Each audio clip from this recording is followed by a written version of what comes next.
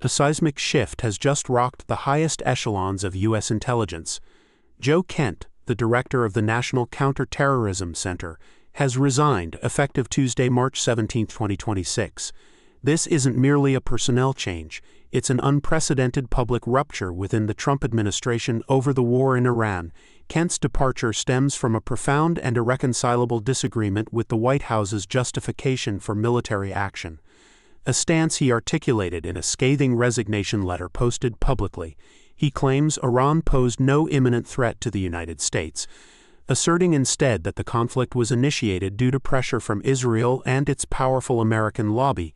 This direct challenge from a senior intelligence official, tasked with assessing global threats, immediately ignites a firestorm of debate over the true rationale behind the ongoing war. The stakes are immense. The credibility of intelligence assessments, the integrity of foreign policy decision-making, and the very unity of the nation's security apparatus are now under intense scrutiny. This isn't just about one man's resignation. It's about the fundamental questions it raises regarding the path the United States is currently on in the Middle East. The implications of such a high-profile dissent could reverberate through Washington and beyond, shaping public discourse and potentially influencing future policy. The question now is, what does this extraordinary break reveal about the internal dynamics of power and principle at the heart of American foreign policy? To understand the gravity of Joe Kent's resignation, we must first trace the contours of his remarkable career and the personal crucible that forged his worldview. Kent is a decorated veteran, a former U.S. Army warrant officer and Green Beret who completed an astonishing 11 combat tours, followed by a stint as a paramilitary officer with the CIA. His military service instilled in him a deep, often critical perspective on foreign interventions. However, it was a profound personal tragedy that irrevocably shaped his political advocacy. In January 2019, his first wife, Shannon Kent, a highly decorated Navy cryptologist, was tragically killed in a suicide bombing in Manbij, Syria, while fighting ISIS. This devastating loss, leaving him to raise their two young sons, became a central pillar of his anti-interventionist stance and fueled his subsequent entry into the political arena. He ran unsuccessfully for Congress in Washington's 3rd Congressional District in both 2022 and 2024, aligning himself closely with former President Donald Trump's America First platform. Despite his controversial past associations, Trump nominated him for director of the National Counterterrorism Center in February 2025, a position he was confirmed for in July of the same year.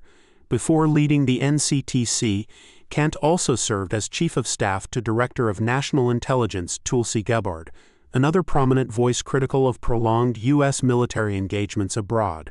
This background paints a picture of a man deeply embedded in the national security establishment, yet increasingly at odds with its perceived direction. The core of Kent's resignation lies in his explicit challenge to the administration's stated reasons for the Iran war.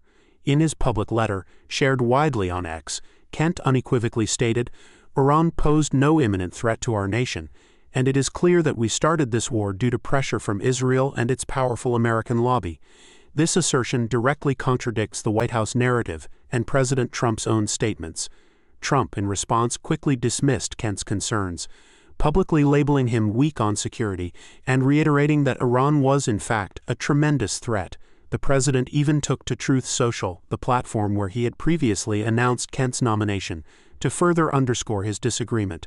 Kent's letter went further, explicitly linking his personal tragedy, the death of his wife Shannon, to what he described as a war manufactured by Israel. This highly charged accusation, leveraging his Gold Star husband status, adds an intensely personal and emotional dimension to an already fraught geopolitical debate. The public nature of this dispute, unfolding across social media and official statements, highlights a deep ideological chasm within the conservative movement regarding U.S. foreign policy and the influence of external actors. The question of who is truly driving the nation's military engagements has been thrust into the spotlight, demanding a closer examination of the intelligence that informs such critical decisions. Kent's resignation and his pointed accusations have immediately ignited a fierce debate, exposing a significant schism within the America First movement and the broader Republican base. His anti-interventionist stance, rooted in his military experience and personal loss, resonates with a segment of Trump's supporters who are wary of foreign entanglements. However, his claims regarding Israeli influence have drawn sharp criticism, with some labeling them as anti-Semitic tropes. During his Senate confirmation hearing, Democrats had already voiced strong opposition to Kent's nomination, citing his past ties to far-right figures and his promotion of conspiracy theories, including those related to the January 6 Capitol attack. These controversies, which he later attempted to disavow, underscore the complex and often polarizing nature of his political profile. His two unsuccessful bids for Congress in Washington state further illustrate the challenges he faced in translating his populist appeal into electoral victory, even with Trump's endorsement. The public nature of his break with the administration, particularly his use of social media to disseminate his resignation letter, signals a deliberate attempt to rally support for his viewpoint and perhaps position himself for future political endeavors. This move forces a re-evaluation of alliances and ideologies within the Republican Party, as figures like Tulsi Gabbard, his former boss, and a fellow critic of interventionism, navigate the fallout. The long-term strategic implications of Joe Kent's resignation are multifaceted and far-reaching. For the National Counterterrorism Center, the departure of its director amid such controversy could impact morale and potentially raise questions about the politicization of intelligence assessments. For U.S. foreign policy, Kent's public dissent amplifies the ongoing debate about the justification for military interventions and the influence of various lobbies on national security decisions. His claims, regardless of their veracity, will undoubtedly fuel skepticism among a segment of the population regarding the transparency and integrity of foreign policy formulation. This event also highlights the evolving dynamics within the Republican Party, particularly the tension between traditional hawkish elements and the more isolationist America First wing.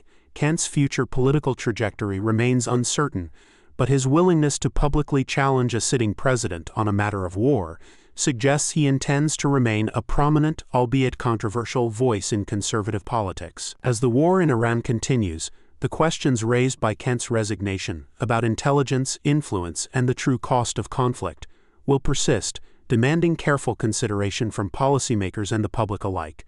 The path forward for the United States in the Middle East, and indeed its approach to global conflicts, may well be shaped by the echoes of this high-profile departure.